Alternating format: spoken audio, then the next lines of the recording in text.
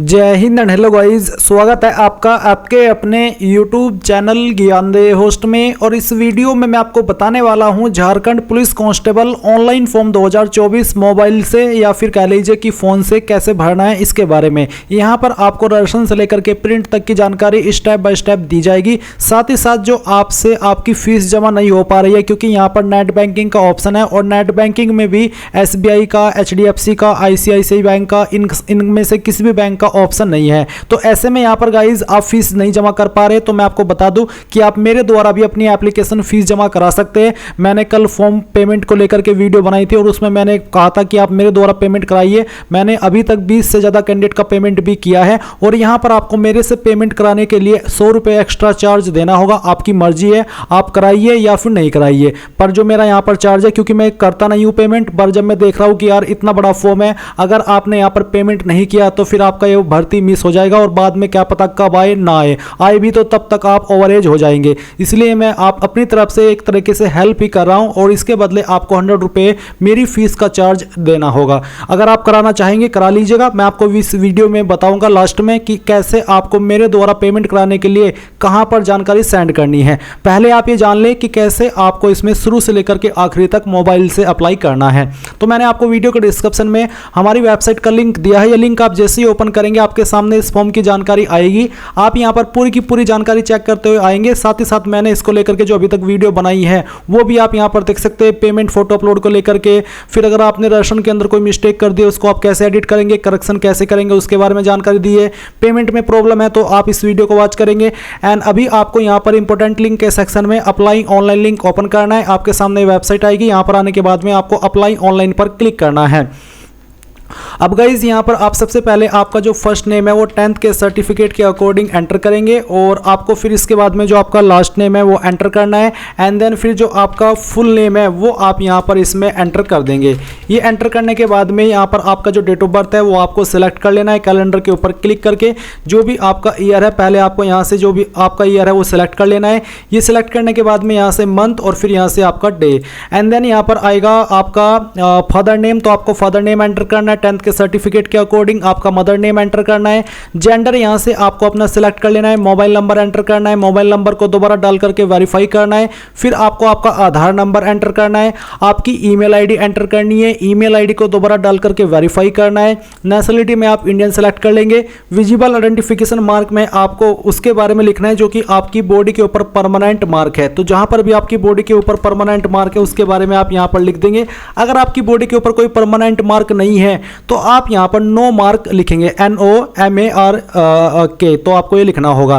फिर है visible identification mark 2। अगर आपकी बॉडी के ऊपर एक से ज़्यादा परमानेंट मार्क है तो आप दूसरे मार्क के बारे में लिख दें, नहीं तो आप यहां पर इसको खाली छोड़ भी सकते हैं। फिर है ऑप्शन फॉर लैंग्वेज पेपर 2। तो जो लैंग्वेज आएगा पेपर 2 वो आप किस लैंग्वेज में देना चाहते हैं वो आपको यहाँ पर सेलेक्ट कर लेना है। मैरिटल स्टेटस क्या है, मैरिड अनमैरिड, वो आपको यहाँ पर सेलेक्ट करना है। फिर अदर इन्फॉर्मेशन में आपको बताना है वैकेंसी टाइप, आप रेगुलर वैकेंसी के लिए अप्लाई कर रहे हैं या फिर जो बैकलॉग वैकेंसी उसके लिए या फिर दोनों के लिए। जिसके लिए भी कर रहे हैं वही आप यहां पर सिलेक्ट कर ले। मैं दोनों को सिलेक्ट कर लेता हूं। Are you local resident of Jharkhand, क्या आप झारखंड के लोकल रेसिडेंट है? अगर हां तो आप यस करेंगे, नहीं तो आपको नो करना है। अगर आप यहां पर यस करते तो फिर आपको select your district of local residence, वो सिलेक्ट कर लेना है कि आप कौन सी डिस्ट्रिक्ट के निवासी है। अगर आप यहां पर नो करते हैं, ये अदर स्टेट कैंडिडेट के लिए मैं बता रहा हूं, यानी कि अगर आप झारखंड से नहीं है तो फिर आपको यहां पर जनरल यानी कि UR के अंदर रखा जाएगा। बाकी की जानकारी बिल्कुल सेम रहेगी जो कि झारखंड के कैंडिडेट भी भर रहे हैं। एंड अगर आप झारखंड से है तो फिर तो आप यहां पर यस करके आपकी जो डिस्ट्रिक्ट है वो सिलेक्ट कर लेंगे। एंड जो आपकी कास्ट कैटेगरी है वो भी आप यहां पर सिलेक्ट कर लेंगे। साथ ही साथ आपको बताना होगा, जैसे कि मैंने ST सिलेक्ट किया तो आता है कि are you belong to primitive tribe. अगर आप प्रिमिटिव ट्राइब से बिलोंग करते तो आप यस करेंगे। फिर आपका जो कास्ट नेम है वो कौन सा है वो आपको यहां पर सिलेक्ट करना होगा। इसके बाद सवाल है कि क्या आप एक्स सर्विसमैन है, अगर है तो यस, नहीं तो आप नो करेंगे।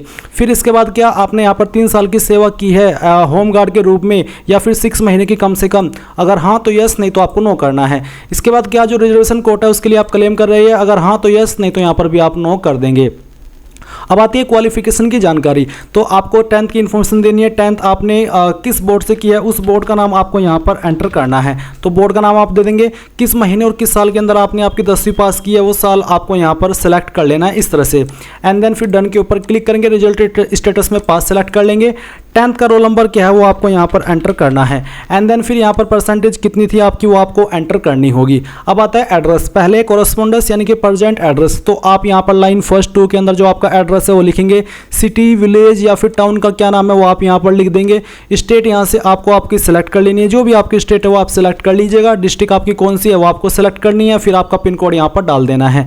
नीचे परमानेंट एड्रेस, साथ ही सेम एज कोरस्पोंडेंस एड्रेस, यानी कि अगर आपका परमानेंट और प्रेजेंट एड्रेस एक है तो आप यहाँ पर टिक कर देंगे, अगर अलग है तो अनटिक करके अलग से परमानेंट एड्रेस भर दीजिएगा। अब इन सभी जानकारी को चेक करते हुए आप प्रीव्यू एंड सबमिट इसके ऊपर क्लिक करेंगे। अब गाइज आपके सामने यहाँ पर आपके फॉर्म का प्रीव्यू है। आपने जितनी भी जानकारी भरी है इन सभी को चेक कर लीजिए, और चेक करने के बाद में आप यहाँ पर इस तरह से आएंगे और आपको यहाँ पर इन जानकारी को चेक करने के बाद में नीचे आना है और यहाँ पर टिक करना है, और इसके बाद में जो कैप्चा कोड है वो आपको यहाँ पर एंटर करना है।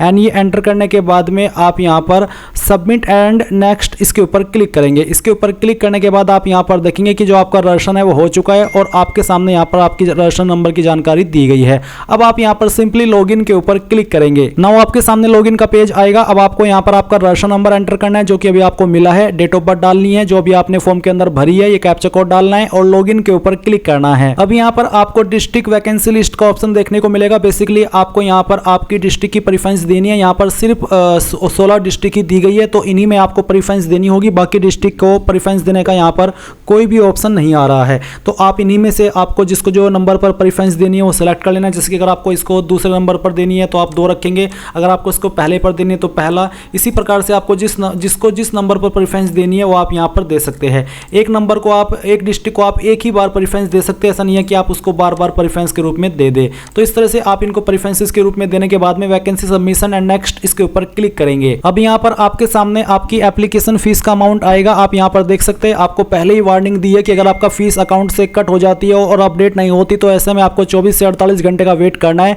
वैसे मैंने अभी तक जो फीस जमा की है बाकी कैंडिडेट की जिन्होंने मेरे से फीस जमा कराई है, तो मैंने कम से कम 20 से ज़्यादा कैंडिडेट की फीस जमा की होगी, एक की भी फीस नहीं फंसी, सभी की एक साथ में फीस जमा हो गई, कोई प्रॉब्लम मुझे नहीं आई। तो आप यहाँ पर पे नाउ पर क्लिक करेंगे। इसके बाद में आपके सामने पेमेंट का ऑप्शन आ जाएगा। यहाँ पर आपको बिलिंग नेम में आपका नाम डाल देना है।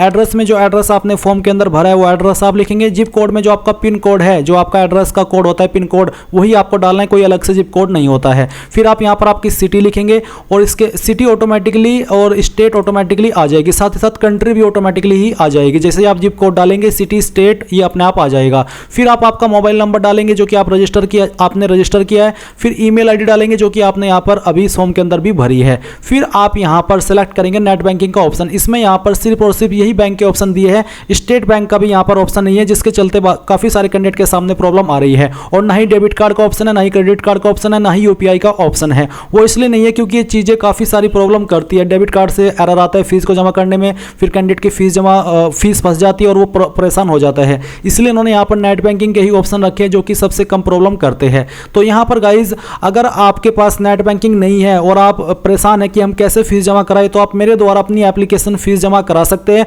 उसके लिए गाइज आपको कहां पर जानकारी सेंड करनी है वो मैं आपको चलिए अभी बताता हूं। तो गाइज मैंने आपको जो वीडियो के डिस्क्रिप्शन में लिंक दिया है हमारी वेबसाइट का, ये वाला, ये आपको ओपन करना है और ओपन करने के बाद में सबसे लास्ट में आना है और यहां पर आपको कॉन्टैक्ट अस का जो ऑप्शन है वो देखने को मिलेगा। आप कॉन्टैक्ट अस के ऊपर क्लिक करेंगे। ये ओपन करने के बाद में आपके सामने ये वाला इंटरफेस आएगा जैसे कि आप वीडियो में देख सकते हैं। जानकारी अच्छे से समझ लीजिए ताकि कोई भी प्रॉब्लम ना आए। यहां पर आपको आपका नाम देना है जो कि आपने फॉर्म के अंदर भरा है, ईमेल आईडी देनी है जो कि आपने फॉर्म के अंदर भरी है, अपना फोन नंबर देना है जो कि फॉर्म के अंदर भरा है। मैसेज के अंदर आप यहां पर आपकी रजिस्टर्ड जो आईडी है, रजिस्ट्रेशन की आईडी जो कि आपको रजिस्ट्रेशन करने के बाद में मिलती है वो देनी है। आपकी डेट ऑफ बर्थ देनी है जो कि आपने यहां पर फॉर्म के अंदर भरी है। इसके साथ ही आपको यहां पर जो इन्फॉर्मेशन देनी है वो आपको देना है आपका एड्रेस, पूरा एड्रेस दीजिएगा जो कि आपने फॉर्म के अंदर भरा है और पिन कोड के साथ में आपको ये एड्रेस देना होगा। ज़्यादा कुछ नहीं, मैंने आपको बता दिया है। यहाँ पर आपको आपकी रजिस्टर्ड लॉगिन आईडी, फिर आपका डेट ऑफ बर्थ, आपका एड्रेस पिन कोड के साथ में,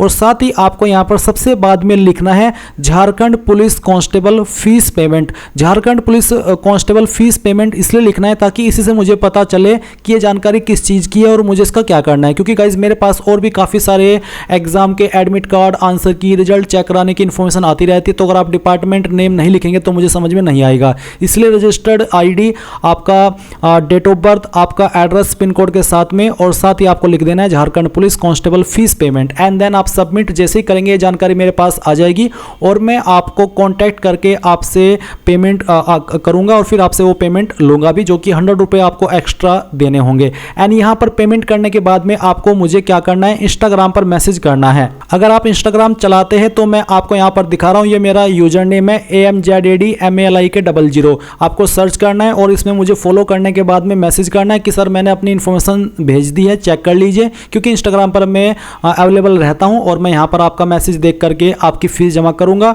और फिर उसके बाद आप अपना फोटो एंड साइन अपलोड कर देंगे। जैसे आप फीस जमा कर देंगे तो आपके सामने फोटो एंड साइन अपलोड करने का इस तरह से ऑप्शन आ जाएगा।